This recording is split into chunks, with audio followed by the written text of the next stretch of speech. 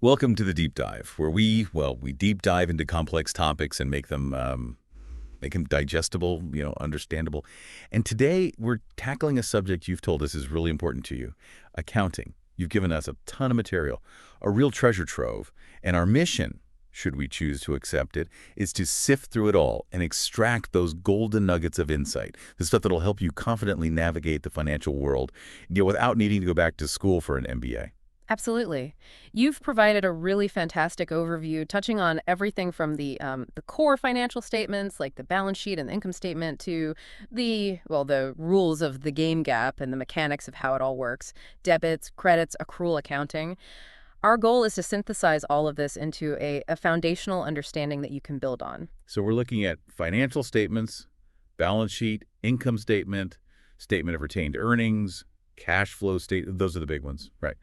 We're also going to delve into financial ratios, GAAP, the generally accepted accounting principles that kind of guide everything, and then some of the fundamental concepts like debits and credits, accrual versus cash accounting, how companies deal with inventory and depreciation, all that good stuff. Yeah, think of this as your crash course in the language of business, a way to decode those financial reports and understand what they're really telling you about a company. Okay, so where do we even begin with all of this? I mean, I remember when I first started learning about accounting, it felt a bit overwhelming. It's like a whole new language. It can be, definitely. But like learning any language, the key is to start with the basics. And in accounting, that means the accounting equation. The accounting equation, that sounds, well, like an equation. Must be pretty important if it's got its own name.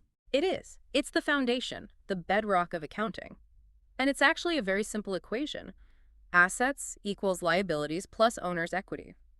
This equation holds true. No matter what transactions a business undertakes, it always balances. Okay, so assets, those are the things a company owns that have value, right? Like buildings, equipment, cash. Exactly. Anything that has economic value and can be used to generate future economic benefits. And liabilities are the company's debts, the things it owes to others, like loans, unpaid bills, that kind of thing. Yes, obligations to external parties that the company has to settle, usually with cash or other assets. But owner's equity, that one always tripped me up a bit. It sounds a bit, I don't know, abstract. Think of owner's equity as the residual claim on the company's assets. In other words, it's what's left over for the owners after all the liabilities have been paid off. It represents the owner's stake in the company. It's like if you buy a house for, say, $300,000 and you take out a mortgage for $230,000. The house is your asset, worth $300,000. The mortgage is your liability, $230,000. And your equity in the house is the difference, the $70,000. Right.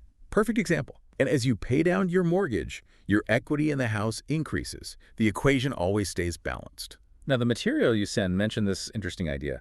My asset is your liability. I was a little confused by that. It sounds like a riddle. It's a really crucial concept to grasp because it highlights the interconnectedness of the financial system. It basically means that one entity's asset is often another entity's liability. It's two sides of the same coin. For instance, if you deposit money in a bank, that cash becomes your asset. But for the bank, it's a liability. They owe you that money. They have an obligation to return it to you when you demand it. Ah, okay. That makes sense. Like if I lend money to a friend, that loan is an asset for me. I expect to be repaid. But for my friend, it's a liability. They owe me money. Precisely. Mm.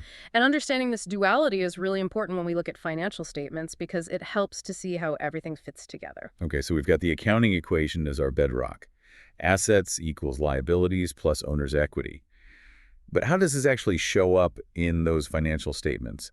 The balance sheet, the income statement, and all that. Those financial statements are structured reports that essentially translate the elements of the accounting equation into a format that's useful for analysis. They're like windows into a company's financial health.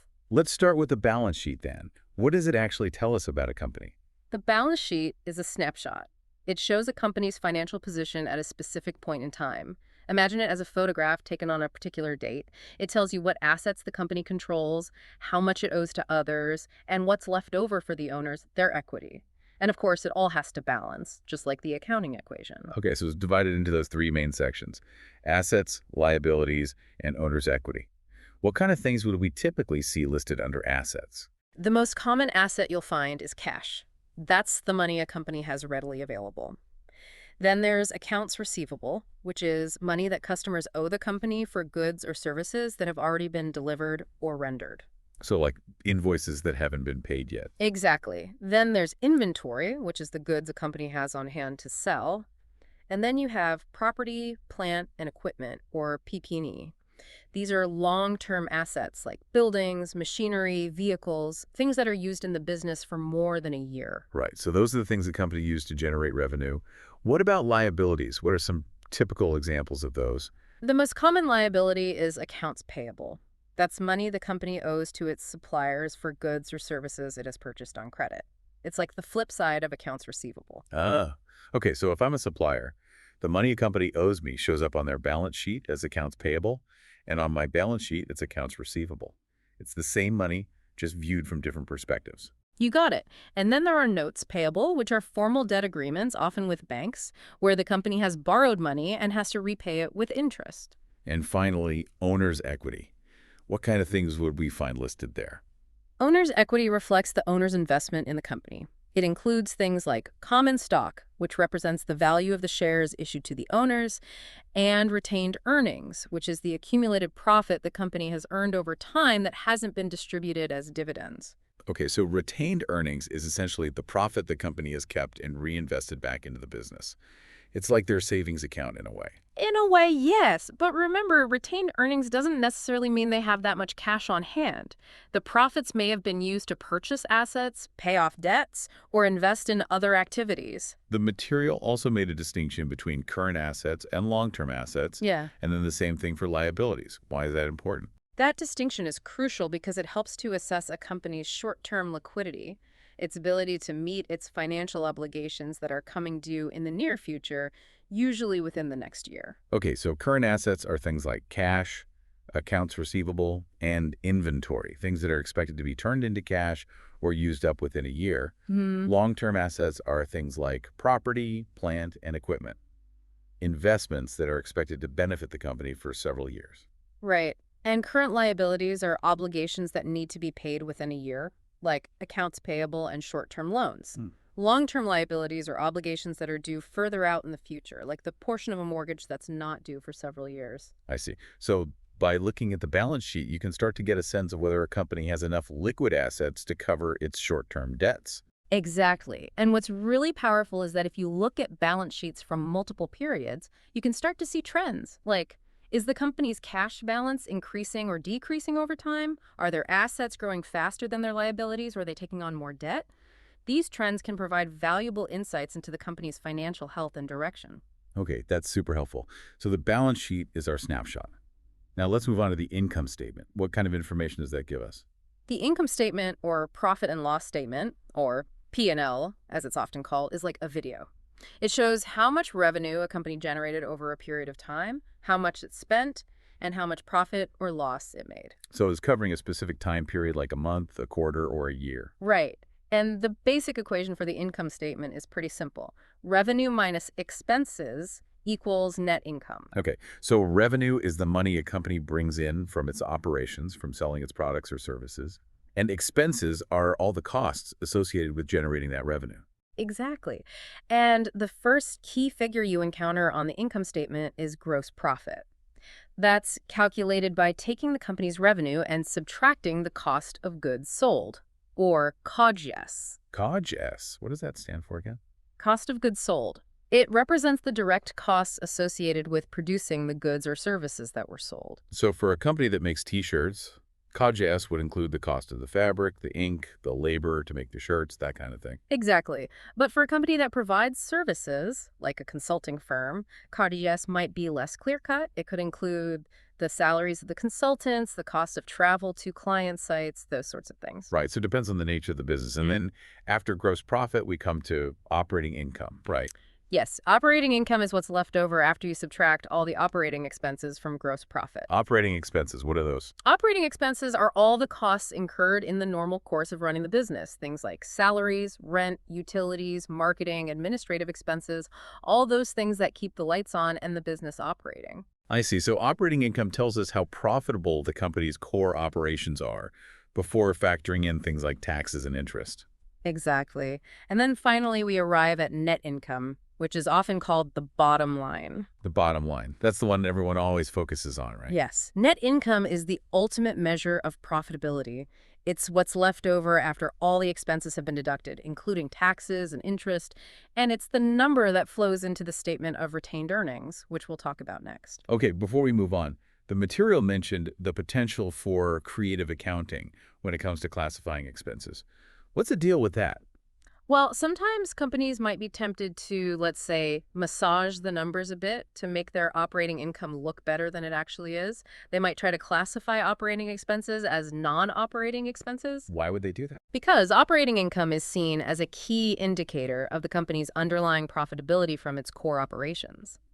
So, if they can shift some expenses out of operating expenses and into non-operating expenses, their operating income will look higher, and that might make investors happier. So it's like moving money from one pocket to another to make one pocket look fuller. In a way, yes. It's something to be aware of when you're analyzing financial statements. Always look closely at how expenses are classified. Good point. Okay, so we've covered the balance sheet, which is our snapshot, and the income statement, which shows us performance over time. Now let's move on to the statement of retained earnings. This is where things start to get a bit more interconnected, right? Exactly. The statement of retained earnings is the bridge. It connects the income statement to the balance sheet. It shows how a company's retained earnings balance has changed over a period of time. Remind me again, what exactly are retained earnings? Retained earnings represent the accumulated net income of the company over its entire lifetime, minus any dividends that have been paid out to shareholders. Okay, so it's essentially the profits that the company has kept and reinvested back into the business. Exactly. And the statement of retained earnings shows how that balance has changed over a specific period, usually a year. And how does it actually work? How do you calculate the ending retained earnings balance? You start with the beginning retained earnings balance, which is the balance from the end of the previous period. Then you add the net income for the current period, which comes directly from the income statement. And then you subtract any dividends that were paid out to shareholders during the period. So, beginning retained earnings plus net income minus dividends equals ending retained earnings. That's the basic formula. That's it. And this ending retained earnings balance then gets reported on the balance sheet. That's how the statement of retained earnings bridges the gap between the income statement and the balance sheet. The materials stress that dividends are not an expense. Why is that such an important point to clarify? Because it's a common misconception. Dividends do represent cash leaving the company, so it's easy to think of them as an expense. But dividends are a distribution of profits that have already been earned. Expenses, on the other hand, are costs incurred to generate revenue. Ah, I see. So expenses reduce net income. Dividends are paid out of net income after it's been calculated. Exactly. And that's why dividends are reported on the statement of retained earnings, not the income statement. And just to be crystal clear, retained earnings is not the same thing as cash, right? A company can have a large retained earnings balance, but not actually have that much cash in the bank. That's a very important point. Retained earnings represents a portion of the company's equity. It's a claim on the company's assets, not a pile of cash sitting in a vault somewhere. Okay, I think I finally got a handle on retained earnings. Now, let's move on to the last of the four main financial statements, the cash flow statement. What's the main purpose of this one? The cash flow statement is all about tracking the actual movement of cash in and out of the business over a period of time. It shows where the cash came from and where it went. Okay, so while the income statement is focused on revenue and expenses, the cash flow statement is looking specifically at cash flows. Exactly. And this is important because a company can be profitable on paper, according to the income statement, but still have cash flow problems. How does that happen? Well, the income statement is based on accrual accounting. That means revenue is recorded when it's earned, even if the cash hasn't been received yet, and expenses are recorded when they're incurred, even if the cash hasn't been paid yet. Right, so there can be a timing difference between when the revenue or expense is recognized on the income statement and when the actual cash changes hands. Precisely. And the cash flow statement bridges that gap by showing exactly when the cash came in and when it went out. So the cash flow statement would show, for example, when a customer actually pays their invoice, not just when the sale is made. Exactly. It would also show when the company pays its bills, makes investments, takes out loans, pays dividends, all those things that involve actual cash flowing in or out. Okay, I'm starting to see why the cash flow statement is so important. It gives a more realistic picture of the company's cash position. It does. It's a crucial tool for assessing a company's liquidity and its ability to generate cash from its operations. The cash flow statement is divided into three main categories, right? Operating activities, investing activities, and financing activities. What's the difference between those? Cash flow from operating activities reflects the cash generated from the company's normal day-to-day business operations. It includes things like cash received from customers, cash paid to suppliers, cash paid to employees, and cash paid for taxes. Okay, so it's the cash that's flowing in and out as a result of the company's core business activities. Right. Then you have cash flow from investing activities, which reflects the cash flows related to the purchase and sale of long-term assets. So things like buying or selling property, plant, and equipment, or investing in other companies. Exactly. And finally, you have cash flow from financing activities, which relates to the cash flows between the company and its owners and creditors. So things like issuing stock, taking out loans, repaying loans, and paying dividends. Precisely. By looking at all three of these categories together, you get a comprehensive picture of how cash is moving through the business. Okay, so we've now covered all four of the major financial statements. The balance sheet, the income statement, the statement of retained earnings, and the cash flow statement. What an adventure. It has been. And now that you have a good understanding of the statements themselves, the next step is to learn how to analyze them. That's where financial ratios come in. Financial ratios, I've heard of those, but they always sounded a bit intimidating, like something only Wall Street analysts would use. Not at all.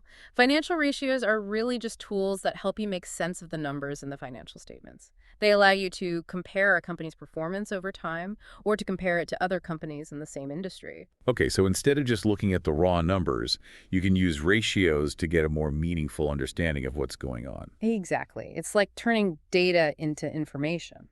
The material you sent me mentioned several different categories of ratios: liquidity ratios, profitability ratios, financial leverage ratios, and asset turnover ratios. What's the basic idea behind each of those? Liquidity ratios measure a company's ability to meet its short-term financial obligations. In other words, can it pay its bills as they come due? Profitability ratios measure how effectively a company is generating profits from its operations. Financial leverage ratios look at how much debt a company is using to finance its assets. And asset turnover ratios measure how efficiently a company is using its assets to generate sales. Okay, let's start with liquidity ratios. What are some of the key ones to look at? One of the most common liquidity ratios is the current ratio. It's calculated by dividing current assets by current liabilities. It essentially tells you how many dollars of current assets the company has for every dollar of current liabilities. So if a company has a current ratio of 2, that means it has twice as many current assets as current liabilities. Exactly. A higher current ratio generally indicates a stronger liquidity position. Another important liquidity ratio is the quick ratio, or acid test ratio. It's similar to the current ratio, but excludes inventory from current assets. Why exclude inventory? Because inventory is not always easily converted into cash. It might take time to sell the inventory, and there's always the risk that it won't sell at all. So the quick ratio provides a more conservative measure of liquidity. Okay, that makes sense. What about profitability ratios? How do those work? Profitability ratios help you understand how profitable a company is relative to its size. Some key ones include return on assets, ROA, return on equity, ROE, and gross profit margin. ROA and ROE, those sound familiar. ROA is calculated as net income divided by total assets. It shows how effectively a company is using its assets to generate profit. ROE is calculated as net income divided by shareholders' equity. It shows how effectively a company is using its shareholders' investment to generate profit. And gross profit margin. Gross profit margin is calculated as gross profit divided by revenue. It tells you what percentage of every sales dollar is left over after covering the direct costs of goods sold. So a higher gross profit margin means the company's doing a better job of controlling its production costs. Right. And by comparing a company's profitability ratios to its competitors or to industry averages, you can get a sense of how well it's performing in terms of profitability. Okay, I'm starting to feel like a Wall Street analyst here. What about financial leverage ratios? What do those tell us? Financial leverage ratios measure how much debt a company is using to finance its assets. A high level of debt can be risky because it means the company has to make interest payments regardless of how well it's doing. But debt can also be a powerful tool for growth. Right, because if the company can earn a return on the borrowed money that's higher than the interest rate it's paying, it can amplify its returns for shareholders. It's like using a lever to lift something heavier than you could lift on your own. Exactly. But if the company doesn't perform well, the debt can quickly become a burden. Some key financial leverage ratios are the debt ratio and the debt-to-equity ratio, right? Yes. The debt ratio is calculated as total liabilities divided by total assets. It shows what proportion of a company's assets are financed by debt. The debt-to-equity ratio is calculated as total liabilities divided by shareholders' equity. It directly compares the amount of debt a company is using to the amount of equity it has. So a higher debt ratio or debt-to-equity ratio generally indicates a higher level of financial risk. Correct. Finally, let's talk about asset turnover ratios. What are these all about? Asset turnover ratios measure how efficiently a company is using its assets to generate sales. They show how much revenue a company generates for every dollar invested in assets. Okay, so these are all about efficiency. Exactly. Some important asset turnover ratios include inventory turnover, receivables turnover, and total asset turnover. Inventory turnover. Inventory turnover is calculated as cost of goods sold divided by average inventory. It shows how many times a company sells and replenishes its inventory during a period. A higher inventory turnover generally indicates that the company is managing its inventory efficiently and that its products are selling quickly. And what about receivables turnover? Receivables turnover is calculated as revenue divided by average accounts receivable. It shows how quickly a company is collecting cash from its customers. So if a company has a high receivables turnover, that means it's doing a good job of collecting its money quickly. Right. And a low receivables turnover could indicate that the company is having trouble collecting its debts, which could be a red flag. Okay, I think I'm starting to get a better grasp of these ratios. They're really helpful tools for analyzing a company's financial performance. They are. They allow you to dig deeper into the numbers and get a better understanding of what's driving a company's financial results. Okay, so we've covered the four main financial statements and the different categories of financial ratios. Now let's talk about GAAP, or Generally Accepted Accounting Principles. What's the deal with GAAP? Why is it so important? GAAP is essentially the rule book for accounting in the United States. It's a set of standards and procedures that publicly traded companies have to follow when preparing their financial statements. So it's like the accounting Bible. In a way, yes. GAAP ensures that financial statements are prepared in a consistent and comparable manner, so investors and other stakeholders can understand and compare the financial performance of different companies. Why is consistency so important? Imagine trying to compare the financial performance of two companies if they were each using their own made-up accounting rules. It would be like trying to compare apples and oranges. GAAP provides a common framework so that everyone is speaking the same language. So GAAP makes it possible to make meaningful comparisons between companies. Exactly. And it also helps to ensure that financial statements are reliable and trustworthy. Who actually creates GAAP? GAAP is developed by the Financial Accounting Standards Board, or FASB. They're an independent nonprofit organization that's responsible for setting accounting standards in the United States. Okay, so GAAP is the rule book. Now let's talk about some of the actual accounting mechanics. Debits and credits always confuse me. They sound so, well, accounting-y. I know, right? But they're really not that complicated once you understand the basic concept. So what's the basic concept? In double-entry bookkeeping, every transaction affects at least two accounts. One account is debited and another account is credited. What does that even mean? A debit simply means an entry on the left side of an account. A credit means an entry on the right side of an account. Okay, but what does that have to do with the actual transaction? The way debits and credits affect an account depends on the type of account. For asset accounts like cash or equipment, a debit increases the balance and a credit decreases the balance. So if a company receives cash, you would debit the cash account. Exactly. And if the company pays cash, you would credit the cash account. Okay, I'm starting to see how it works. What about liability accounts? For liability accounts like accounts payable or loans payable, a credit increases the balance and a debit decreases the balance. So it's the opposite of asset accounts. Right. And for owners' equity accounts, like common stock or retained earnings, it's the same as liability accounts.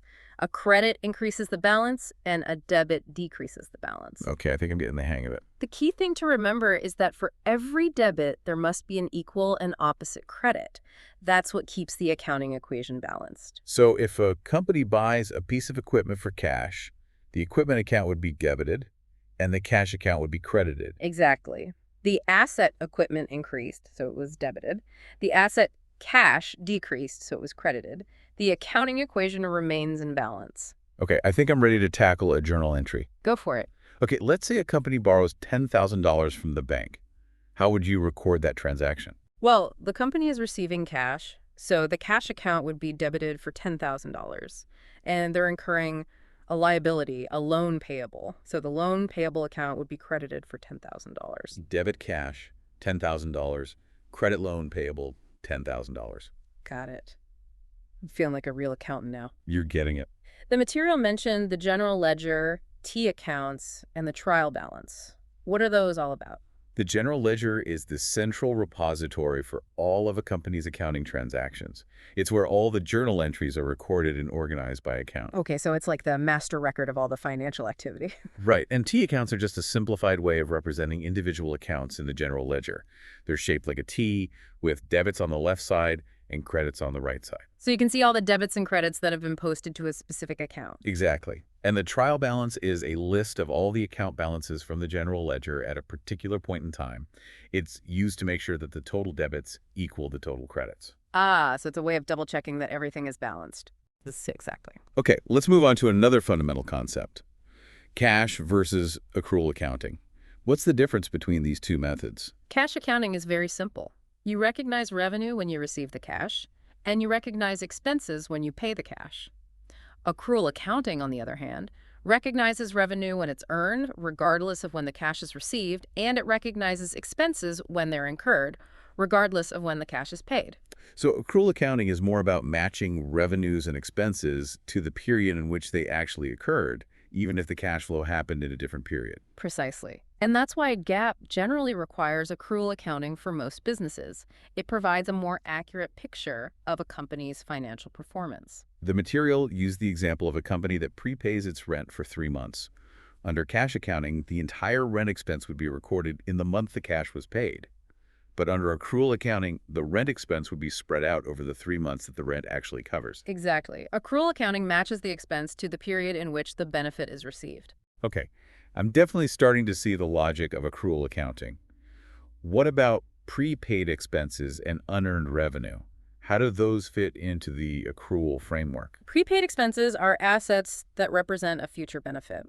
Like if a company prepays its insurance for a year, that prepaid insurance is an asset because it will provide a benefit to the company over the next 12 months. So even though the cash has been paid, it's not an expense yet because the benefit hasn't been received. Right. The expense will be recognized gradually over the 12 months as the insurance coverage is used up. And unearned revenue. Unearned revenue is a liability that represents an obligation to provide goods or services in the future.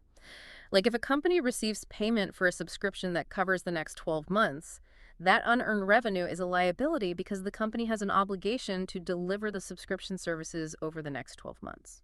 So even though the cash has been received, it's not revenue yet because the service hasn't been provided. Exactly. The revenue will be recognized gradually over the 12 months as the subscription services are delivered. Okay, I think I'm getting a good grasp of the basics of accrual accounting. Now, the material mentioned a few other GAAP concepts and assumptions that I wanted to touch on.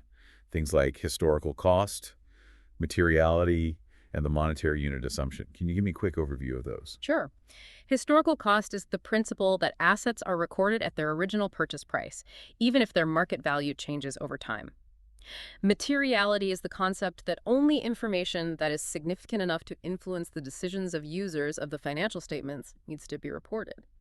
And the monetary unit assumption is the assumption that the value of the dollar is stable over time, which allows us to measure and report financial information in a consistent manner. Okay, so these are all underlying principles that help to ensure that financial statements are reliable and comparable. Now let's move on to depreciation. I remember this being a bit of a head-scratcher when I first learned about it. Why do companies need to depreciate their assets? Depreciation is the process of allocating the cost of a long-term asset over its useful life. It's essentially a way of spreading the cost of the asset over the period of time that the asset is expected to benefit the company. Okay, so instead of expensing the entire cost of the asset all at once, you spread it out over time. Exactly. And this is done to match the expense of the asset to the revenue that the asset helps to generate. So if a company buys a delivery truck for $50,000 and expects it to last for 5 years, it would depreciate the truck by $10,000 per year. Exactly. And there are different methods for calculating depreciation, but the straight line method, which you just described, is the simplest and most common. Okay, what about intangible assets like patents or copyrights? How are those handled? Intangible assets are amortized, which is essentially the same concept as depreciation, but applied to intangible assets. So you're spreading the cost of the intangible asset over its useful life. Exactly. Finally, let's talk about inventory and cost of goods sold. This is a big one for companies that sell products. It is. Inventory is the goods a company has on hand to sell, and cost of goods sold is the cost of the inventory that was actually sold during a period.